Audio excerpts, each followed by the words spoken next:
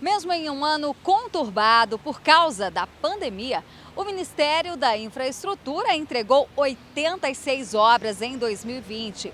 Rodovias foram pavimentadas, recuperadas, obras que estavam paradas há anos foram concluídas em todo o Brasil.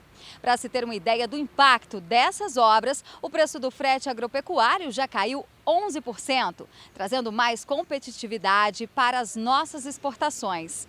Além disso, projetos de concessão em diversos setores estão em andamento. De acordo com o balanço apresentado pelo Ministério da Infraestrutura, foram mais de 1.200 quilômetros de rodovias pavimentadas ou reconstruídas e 31 bilhões de reais de investimentos privados contratados. Só no setor rodoviário, foram 1.259 quilômetros de novas estradas em todas as regiões do país, incluindo a nova Ponte do Guaíba, no Rio Grande do Sul, 43 quilômetros de duplicação na BR-381 em Minas Gerais, 50 quilômetros de duplicação na BR-101 Nordeste, 37 quilômetros de pavimentação na BR-419 em Mato Grosso do Sul e 32 quilômetros de pavimentação na Transamazônica. Pela primeira vez, o produtor brasileiro foi mais competitivo que o produtor americano. A soja do Mato Grosso chegou à China mais barata que a soja do meio-oeste dos Estados Unidos, algo que nunca tinha acontecido. Em entrevista à revista A Verdade, do Jornal da Cidade Online, o ministro Tarcísio respondeu a algumas perguntas com exclusividade. O Brasil é um país a ser construído, né? Há muito que se fazer no campo da infraestrutura. Nós temos alguns objetivos aqui, um deles é realmente fazer o reequilíbrio da matriz de transportes. Isso só será possível com investimentos no segmento de portos, com o programa de incentivo à cabotagem, com o nosso programa ferroviário. Então, nós vamos ter obras em todos os modos de transporte, além das duplicações, das recuperações de pavimento, das obras de artes especiais. Recentemente, né, na semana passada, entregamos no Rio Grande do Sul a travessia da Ponte do Guaíba, também mais 27 quilômetros de duplicação da 116. Quando a gente vê uma obra pronta, obviamente é uma realização, um sentimento de dever cumprido. A gente sabe que aquele equipamento que está entrando em operação vai fazer a diferença na vida das pessoas. É um equipamento que vai diminuir o tempo de viagem, vai integrar regiões, vai tornar o frete mais barato, vai trazer algum tipo de bem-estar, vai salvar vidas, sobretudo.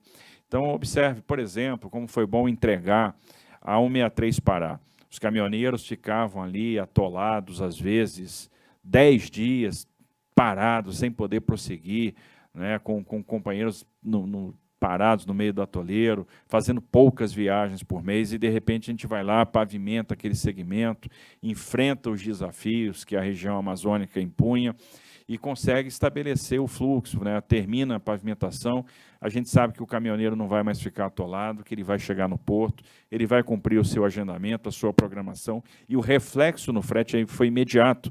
O frete caiu naquela região 26%, e, de certa forma, contribui, de maneira geral, para a redução do frete global, para a redução do frete no Brasil. O frete agrícola no Brasil caiu no ano de 2020. Foi um ano que o nosso produtor foi mais competitivo em relação a outros anos. Então, poder contribuir para isso é a missão do Ministério da Infraestrutura e realmente é, de fato, muito gratificante. E, obviamente, a gente sente que está na direção certa quando a gente vê a reação das pessoas. O presidente Bolsonaro pôde sentir isso no Rio Grande do Sul, quando ele entregou 27 quilômetros de duplicação de rodovia. Ele foi imediatamente para a beira da pista para interagir com as pessoas e ele recebia, né, os cumprimentos, os agradecimentos das pessoas que vão passar a usar aquela pista duplicada.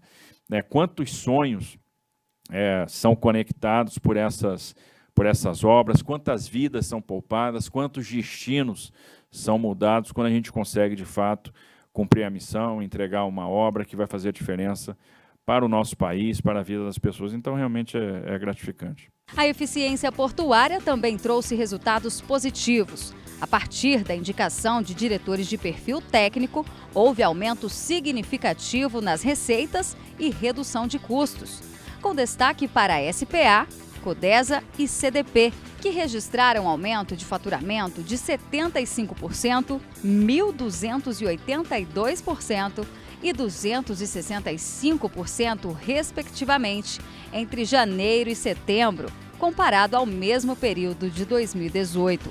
No total, houve um incremento médio de 5% na movimentação de carga bruta no mesmo período.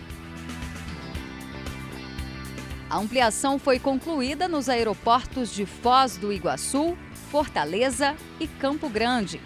Um novo terminal de embarque no aeroporto de Navegantes também foi entregue. O cais de Atalaia, no Porto de Vitória, 6 portos de pequeno porte na região amazônica e a dragagem do Porto de Rio Grande. O ano será fechado com 13 concessões de infraestrutura. Destaque para os arrendamentos dos terminais portuários STS-14 e STS-14A, em Santos, e a renovação antecipada dos contratos das ferrovias Malha Paulista, Vitória Minas e Carajás. Tudo isso representa cerca de 31 bilhões de reais de investimentos privados contratados, o que equivale a mais de 3 vezes o orçamento do Ministério previsto para 2020.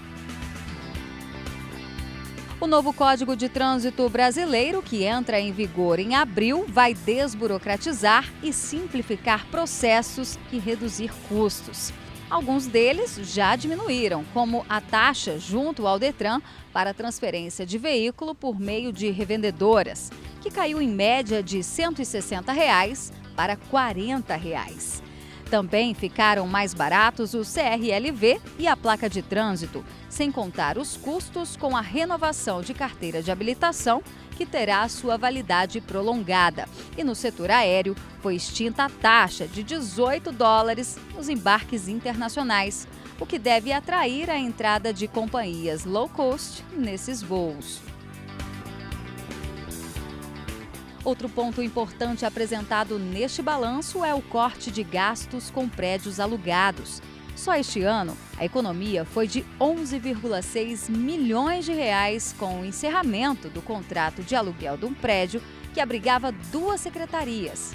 Ambas, vinculadas ao Ministério da Infraestrutura, foram transferidas para o edifício sede da pasta na esplanada dos ministérios. Se os desafios apresentados no cenário de 2020 permitiram entregas importantes para o setor da infraestrutura, para 2021 a expectativa do governo federal é ainda maior. No próximo ano, a previsão é de mais de 50 concessões, com 23 aeroportos, 17 terminais portuários, 2 ferrovias, sendo uma delas a Ferrogrão, além de 11 lotes de rodovias. Ainda haverá a desestatização da Companhia Docas do Espírito Santo, um total de mais de 137 bilhões e meio de reais de investimentos e quase 3 bilhões em outorga para o governo.